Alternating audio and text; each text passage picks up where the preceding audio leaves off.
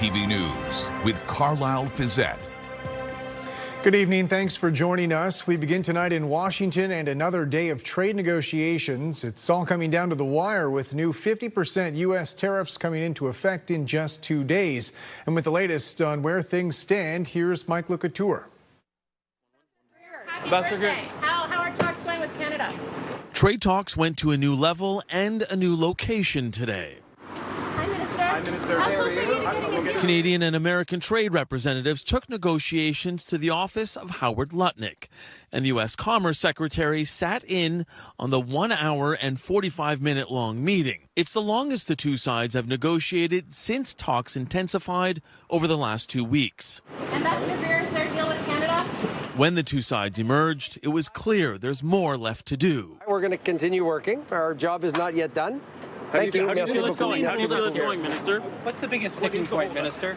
A part of that work could be done by Prime Minister Mark Carney, who said he intends to speak with U.S. President Donald Trump at this stage of the negotiations, which he's described as delicate and intense. Frankly, we'll have opportunities over the next 48 hours to discuss in more detail as the negotiations go forward, and I think that's the best forum. Canadian officials tell CTV News the relief on sectoral tariffs being offered by the U.S. doesn't go far enough. Lowering tariffs on the steel, aluminum, auto, and lumber sectors has been a key demand by Canada, and the level of tariffs is a matter of survival for the automotive industry. 10-15%, especially if it's baked in, especially if it's long-term, those companies will give up. One U.S. source says the American side might consider a 12.5% tariff on autos. Ontario will be prepared for any and every scenario. But this is why I have been pushing so hard for a united Team Canada response to this attack. The deadline for a deal is less than 48 hours away and could impact up to $28 billion worth of Canadian exports to the U.S. The Canadian Chamber of Commerce says that would be devastating for small and medium-sized businesses. Mike Lecouture, CTV News, Washington. Officials in Middlesex County say their inter-community bus service is entering a new phase. With more on the new data and rider input guiding the updated service, here's Jerry DeWan. With London at its hub, Middlesex County Connect extends to Sarnia, St. Thomas, Lucan, and Dorchester with stops in between. Service changes have now been made based on a third-party assessment combined with other inputs. We take the ridership data that we've seen over the past year, as well as emails or phone call suggestions we get from riders, just maybe consider this stop or this route. Inter-community bus service was launched in 2020 and was almost immediately impacted by COVID protocols. About 3 years ago, ridership started to rise. So in 2023, our ridership was just under 4,000 annually. In 2024, our ridership was 11,200 annually. In 2025, last year, our ridership was just over 14,000 annually. Last June, the province announced the Ontario Transit Investment Fund, which is contributing $15 million to intercommunity transit services, but also required evaluation of those services. The assessment led to strategic route changes, including adding a number of stops like the one here on Baseline in front of Victoria Hospital.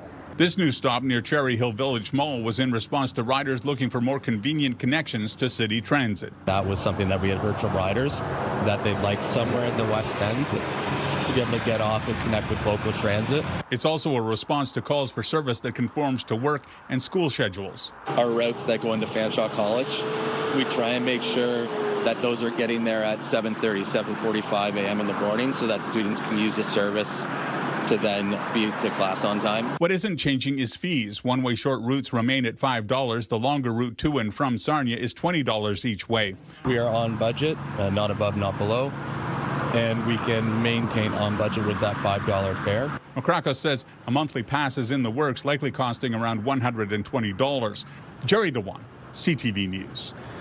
A sentencing hearing resumed today in London for a man convicted of dangerous driving causing death. Nick Paparella has more on the proceedings and why his sentence may impact his ability to stay in Canada.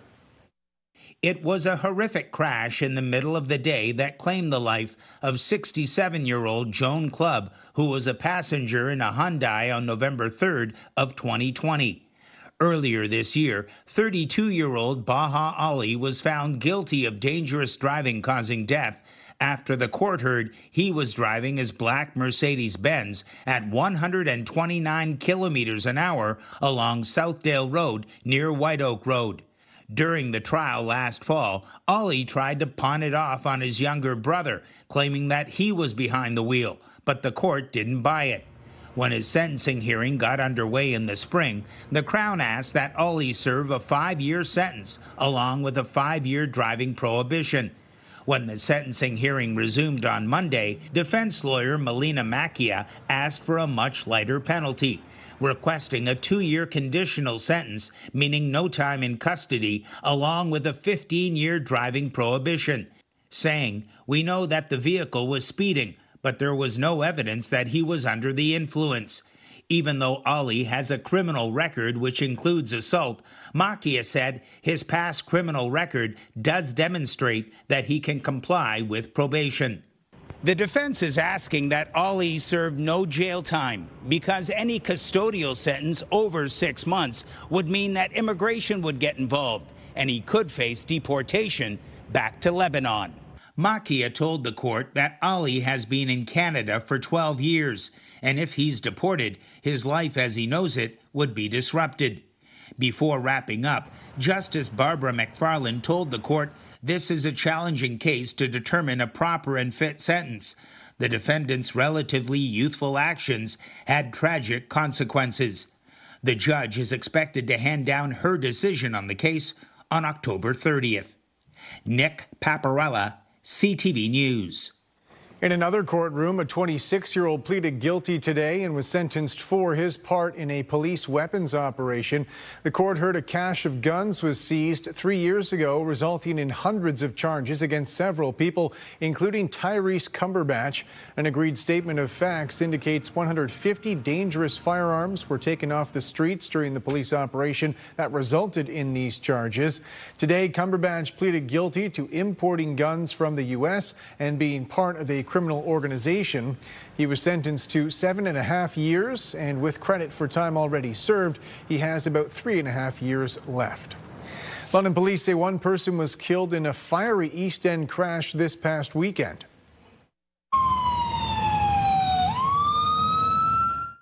This is viewer-submitted video from the scene. According to police, emergency responders were called to Veterans Memorial Parkway and Bradley Avenue late Friday night. Multiple vehicles were involved. Firefighters reported one vehicle on fire in a ditch. Another vehicle needed its doors pried open to help people inside get out. Police say 4 people were taken to hospital, one of whom did not survive. Stratford police say an elderly pedestrian was killed this weekend, hit by someone driving a pickup truck. Police shared this image of the scene at the Stratford Mall parking lot Sunday morning. They say the 86-year-old was rushed to hospital but did not survive. According to police, the person who hit the senior is a 38-year-old from St. Catharines. There's been no word on any possible charges. A local candidate for the public school board says it was his father's campaign messages from decades ago inspiring him to put his name forward. As Daryl Newcomb reports, that political legacy resurfaced in a shoebox.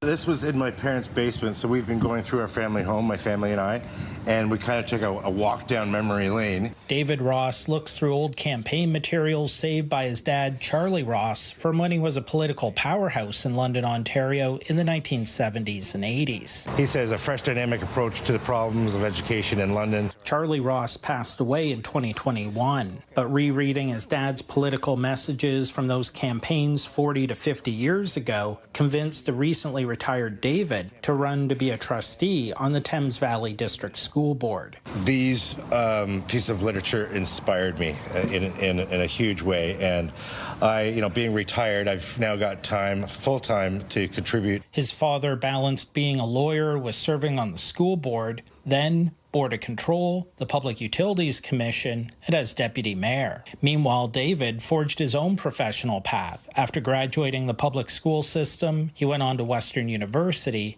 and then a career in banking. I was on hundreds of different committees in Canada's large banks, and I think I can bring a lot of that governance, transparency. Printed to look like a newspaper, this is one of his favorite pictures of his dad as a candidate. When he was deputy mayor, I like the fact that he's standing in front of City Hall. I've learned so much from my father over the years, just watching him. Friday at 2 p.m. is the deadline for nominations for this fall's municipal and school board elections. Election day is October 26th. Well, I kind of think he'd be proud of me. I never foresaw myself going into politics, although I do have a political science degree from Western as well as urban geography. A list of candidates registered so far for city council and school board positions can be found on the City of London website.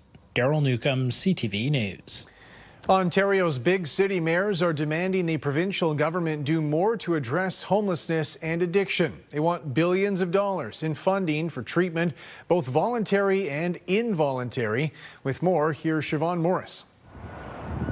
There are human tragedies playing out every day on sidewalks and in parks across the province. We can't continue to walk around or step over. We have to solve this. Ontario's big city mayors pleading for help, urging the provincial government to declare a state of emergency to tackle homelessness and addictions, dual crises putting a strain on cities and towns.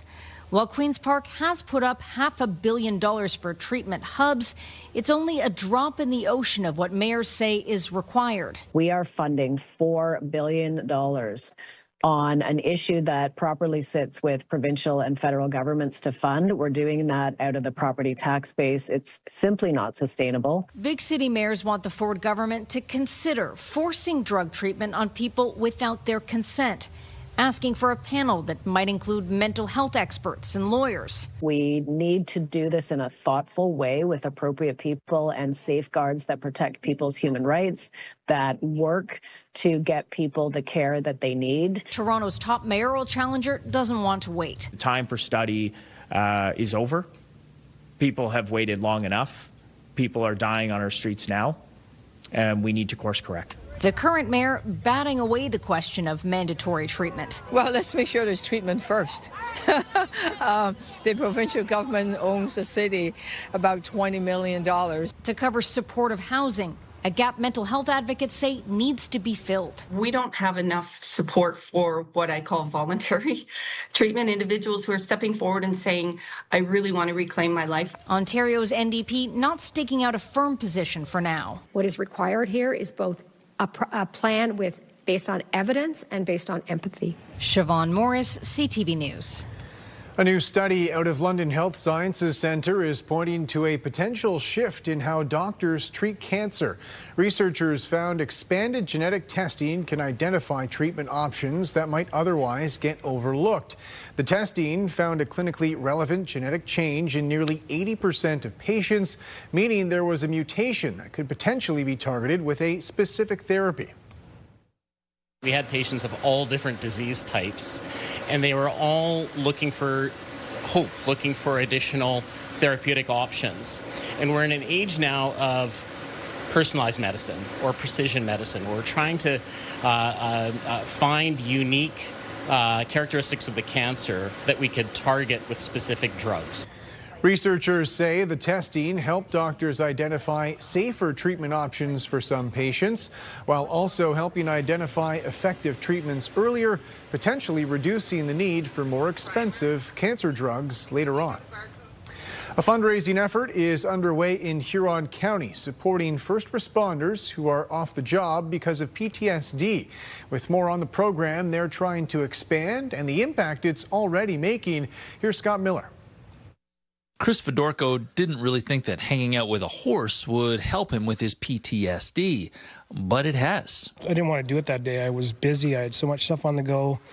And then when I came out here, I forgot about all that stuff. Fedorko is a Huron OPP officer who was diagnosed with PTSD in 2023 following a 2019 on-the-job incident. There's a large group of us that are off work with a work-related injury dealing with severe PTSD, and I'll be honest, we're getting very little, if any, support from our organization and employer.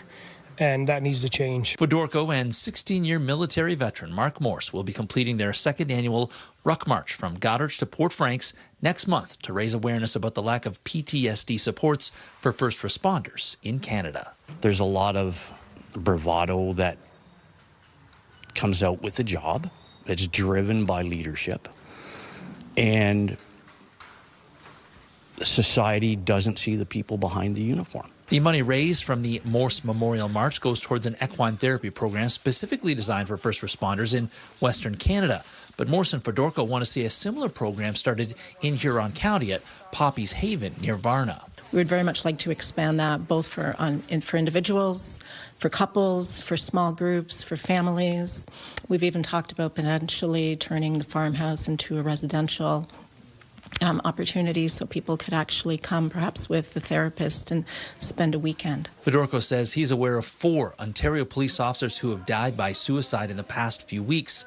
So the issues aren't getting better, they're getting worse. You don't hear about it in the public because they don't want you to hear about it because it's negative for the policing community, but it happens and it needs to be addressed and things need to change. In Huron County, Scott Miller, CTV News. Still to come, creature comforts for kids going through cancer. The London woman crafting custom creations, bringing young imaginations to life.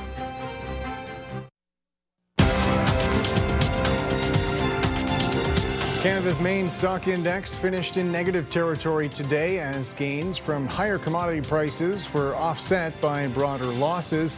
The TSX lost 62 points. In New York, the Dow fell 273. The Nasdaq dropped 84. The Canadian dollar up 0.05 of a cent today. On commodity markets, gold gained more than $36 an ounce. Oil fell $2 a barrel. The latest inflation numbers suggest prices at Canadian supermarkets are still rising, but at a slower rate. With more on the data and how far your dollar will go right now, here's Paul Hollingsworth. When shoppers go to the grocery store, based on the vibe, it feels like, at best, food prices are staying the same. Or going up, but not going down. According to Stats Canada, food inflation dropped to 3.1% in July, down from 3.9% the previous month. Analysts say it's good news, but not great news. We're still seeing pressure on grocery prices on food. The high cost of food continues to contribute to an ongoing affordability crisis. The inflation pressures on households, is still problematic for many households in Canada. Chicken and fresh vegetables saw a slower rise in price. Cereal products are slightly cheaper. Fresh fruit, most notably berries and melons, are now more expensive. I feel for a lot of people, families in particular, and people on fixed incomes. We decided to go shopping, grabbing numerous grocery items, including cereal, pasta, bananas, seafood, chicken, and berries. Total price, $99.67, barely enough to fill 2 small grocery bags. This shopper is getting creative to save money. Try to buy in bulk, try to freeze things, do a lot of freezing, doing a lot of Googling of what can be frozen. For how long? Many shoppers tell us they are resigned to paying a lot for groceries, and when prices go down a bit, it doesn't even get noticed. It has forced them to shop around for better deals, be selective, and only buy the essential items they need. Paul Hollingsworth, CTV News, Halifax. Good evening. Fog developing overnight and first thing in the morning. We've had some recent rainfall leading to some low-level moisture, so we'll deal with that first thing. Fog will mix out, temperature 15 to 16 degrees. Thanks, Kelly, for this photo of Zoe. If you're heading out for a walk in the morning, it'll be a beautiful start to the day. Stay with us. Your local forecast is next. Welcome back on the desk with Julie now. And as we look ahead to this forecast, I know at 6 o'clock you used the term fall-like feel, not for the next couple of days, a little bit longer out, but we're getting to that point, especially with some of these overnight lows. Yeah, temperatures starting to get a bit cooler, and models indicating a week out we will see temperatures dropping off. So this week still looking quite warm and hot in the afternoon, but by the end of the weekend you'll be thinking, Yes, definitely feeling a bit cooler. So our high today, 25 degrees, right where we should be for this time of year. And getting cool out there tonight, Carlyle. We have some fog in the forecast overnight and first thing in the morning. We did have some recent rainfall and still enough low-level moisture out there to bring us some fog first thing. That'll mix out. High pressure will be our dominant weather feature through the early part of the day tomorrow. But this cold front is going to cause us some issues as we push into tomorrow evening. It's going to start to drop down and bring the chance for rainfall Tuesday night with the possibility of thunderstorms into Wednesday morning. Comfortable, great night to open up the windows. I don't know about you, but I've had my windows open a couple mornings. It's beautiful to let that fresh breeze in. Today, the winds were out of the north. Tomorrow, the winds will be out of the southwest by the afternoon. Heating up as well, so temperatures climbing into the mid to upper 20s, and it will feel warmer than 30 to 32. Overnight, 12 to 14 degrees towards Huron, Perth, Grey Bruce, a little milder along the lake shore, and 15 degrees overnight in London. So tomorrow morning, sunshine to start to a mix of sun and cloud, and then unsettled conditions heading into the evening. Now Tuesday evening, nothing widespread, but the chance for a few pop-up showers. It won't be until we hit Wednesday where this rain starts to come in, and it's likely going to develop overnight Tuesday into Wednesday morning. This looks fairly widespread, so you can see the rain moving through Essex, Chatham, Kent, right through Midwestern Ontario and east towards the GTA, and some heavier pockets of rain embedded in that. Possibility of a thunderstorm as well early Wednesday morning. By Wednesday afternoon, back into mainly cloudy conditions with some breaks of sunshine, and temperatures are headed back up as we push towards Thursday and Friday. So your forecast for tomorrow, a mix of sun and cloud in the morning, and then light winds carry us into the afternoon. Then they shift around to the southwest, the high 27 and feeling like 31. Wednesday, showers and 24. Thursday and Friday, back-to-back sunny days, 26 to 27. But some cooler overnight lows arrive, 11 to 12 degrees. Chance for rain Saturday into Sunday. So this looks a little bit unsettled, especially with the temperatures falling Sunday. So that will be a cooler rain at 21 degrees and 21 on Monday. Still warm, of course, but we're getting out of the mid to upper 20s and down a bit closer to that 20-degree mark. So showers expected to wrap up the weekend and lingering into Monday afternoon. Midwestern Ontario, sunshine, a beautiful day tomorrow, and then the chance of nighttime rain, a mix heading into Wednesday with a chance of showers expected, especially in the morning, but some breaks of sunshine by the afternoon. Thursday into Friday, back-to-back sunny days, 25 to 27. And an overnight low of 9 degrees, so into the single digits. We have showers in the forecast Saturday through Monday, with temperatures dropping on Sunday down to about 21. So rain in the forecast tomorrow night, and then the chance for rain developing as we head through the overnight early Wednesday morning. And then we clear back out Thursday and Friday, looking absolutely beautiful. Carlyle, back to you. Thank you, Julie. The local trucking community came together this weekend in memory of their own. Brent Lale has more from the Big Rig Nationals in St. Thomas. Big rigs cruise down the quarter mile at St. Thomas Dragway in memory of two special truck drivers. To see how many people come out to support him, love him, just everything, it means the world to us.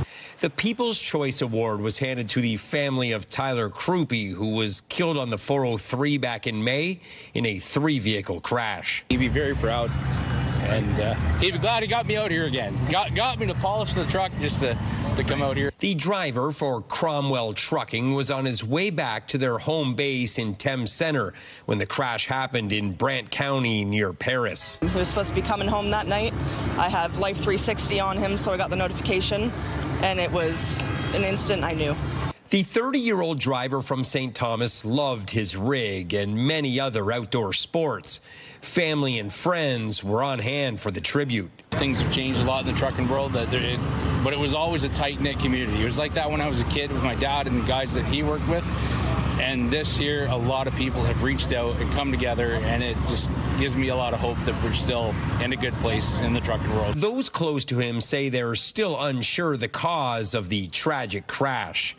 The ride also recognized the founder of Trucking for a Cure.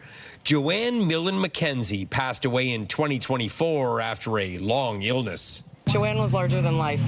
Joanne hosted the convoy for Trucking for a Cure, which raised hundreds of thousands of dollars. And then when we weren't able to do the convoy anymore, she created Big Rig Nationals, and that's why we're here today and why we're able to honor Tyler as well. Krupe's family says while they're still mourning his passing, they were overwhelmed by the love from those at the track. He was a legend at Sparta, so being able to see everyone with their phones out, the support, the love, it's more than I expected. Brent Lale, CTV News.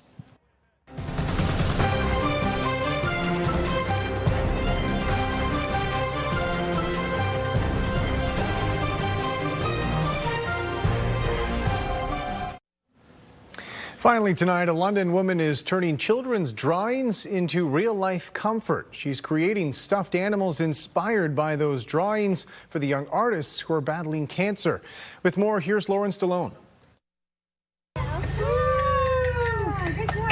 Every child dreams of seeing their creations come to life, and Kayla O'Connell is turning those dreams into a reality. So drawing here, and then I sew it all up. I try to match it as closely as possible. The charming illustrations come from children battling cancer. Being able to bring that to life for them, whatever their imagination is, for them to bring to treatment, for them to bring to appointments, those really tough days. The idea came to O'Connell after going through what she recalls as one of the toughest times in her life. I noticed a lump on my little one's belly. He was 15 months at the time.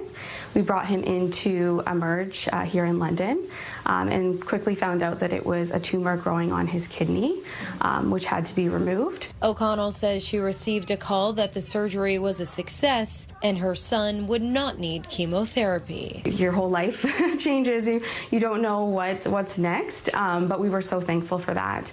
Now, with that, we were exposed to lots of things, a world we never knew about, which was children living with childhood cancer. And from there, Brave Buddies was born. They can draw whatever they like, and there's some really amazing drawings that come in with lots of detail. O'Connell says she works with ChildCan, a charity located in London, Ontario, that supports children and families affected by childhood cancer. I get to witness, as part of this job here, is witness those really good, meaningful times where kids do get that respite. They do, get to briefly, forget about everything that's going on and just enjoy this moment. This is just one of many supports that we provide, but this one is it's something we've never done before.